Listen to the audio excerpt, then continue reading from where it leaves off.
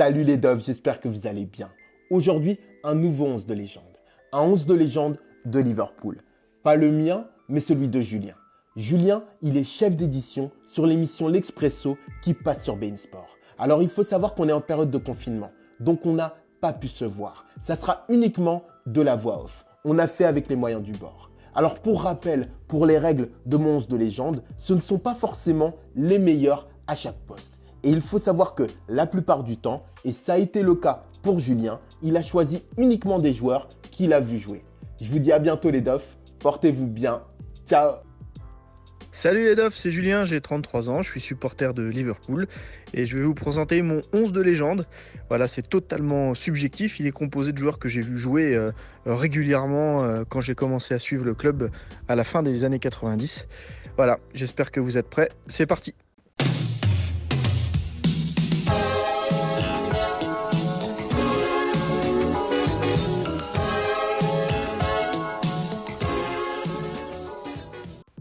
Alors dans les buts, j'ai choisi Alisson Becker, c'est le gardien actuel du club.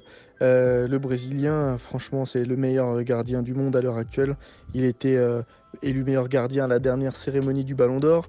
Il a été élu meilleur gardien de la dernière saison de Premier League, meilleur gardien de la dernière saison de Ligue des Champions, meilleur gardien de la dernière Copa América. Franchement, il est facilement dans le top 3 des meilleurs gardiens du monde aujourd'hui, si ce n'est le meilleur.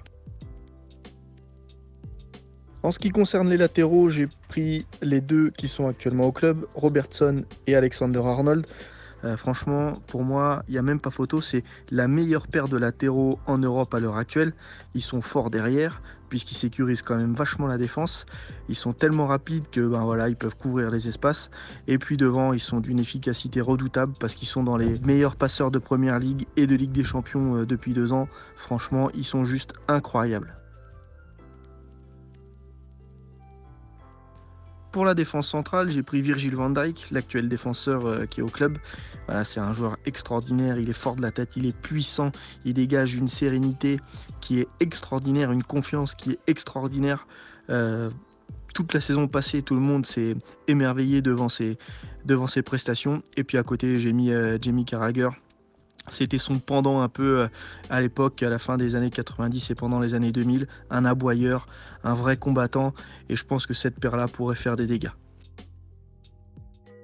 Alors au milieu, j'ai choisi 3 joueurs qui étaient vraiment exceptionnels ensemble. Peut-être qu'à un moment donné, ils ont formé le meilleur milieu d'Europe au milieu des années 2000. Le premier, c'est pas la peine de le présenter, Steven Gerrard. C'est le capitaine emblématique du club.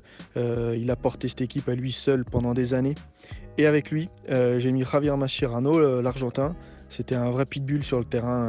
Voilà, il me faisait penser un peu à l'époque à Edgar Davids. Il courait dans tous les sens. Il foutait des bûches à tout va. C'était vraiment extraordinaire. Et avec lui, c'était très complémentaire. Xabi Alonso, le milieu de terrain espagnol qui excellait dans le jeu court et dans le jeu long. Voilà. Donc plus que des individualités, j'ai choisi ce milieu à 3 qui était vraiment, pour moi, exceptionnel. Alors devant sur les côtés, j'ai longtemps hésité. J'ai retenu Mo Salah de cette année et des années récentes. Évidemment, l'Égyptien, c'est un joueur extraordinaire. Il a battu des records de précocité en termes de buts inscrits avec Liverpool. C'est un travailleur incroyable. Il a un pied gauche incroyable. Et franchement, aujourd'hui, je pense que c'est le joueur qui se rapproche le plus de Messi. Voilà, il est capable de répéter les courses, techniquement il est habile, c'est très rare de le voir perdre des ballons, il a cette espèce de conduite de balle et puis il a une frappe monstrueuse, franchement c'est un joueur extraordinaire. De l'autre côté, j'ai longtemps hésité avec Sadio Mané et Luis Suarez, mais j'ai choisi un autre Luis Garcia. C'était vraiment la touche technique à l'époque où Liverpool brillait au milieu des années 2000. Vraiment, il était incroyable. Je me souviens d'un but de lui contre la Juve quand Liverpool va remporter la Ligue des Champions en 2005, où il met une espèce de demi-volée de 30 mètres. Franchement, c'était un joueur que j'ai adoré voir jouer. Il était vraiment exceptionnel et peut-être un peu sous-coté, ce qui fait que voilà, j'ai envie de le mettre dans cette équipe.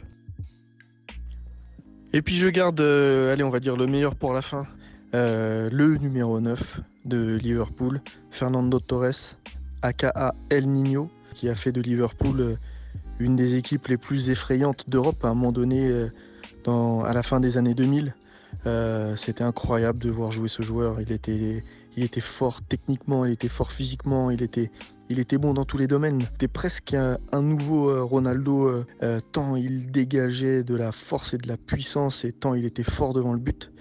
Voilà, c'était juste incroyable de le voir jouer. Et pour moi, hein, jusqu'à son départ à Chelsea, au moment où il s'abîme un peu le genou, c'était le meilleur attaquant du monde. Et puis en entraîneur, qui d'autre que Jürgen Klopp. Voilà, c'est l'entraîneur qui a fait renaître Liverpool de ses cendres, là où Rodgers, Hodgson et compagnie ont échoué. Voilà, lui, il a su reconstruire un groupe, reconstruire une équipe et lui redonner cette magie et ce plaisir de jouer et de bien jouer. Donc voilà, il a su rendre à Liverpool l'âme que tout Anfield et que tout un club attendait. Donc, Jürgen Klopp.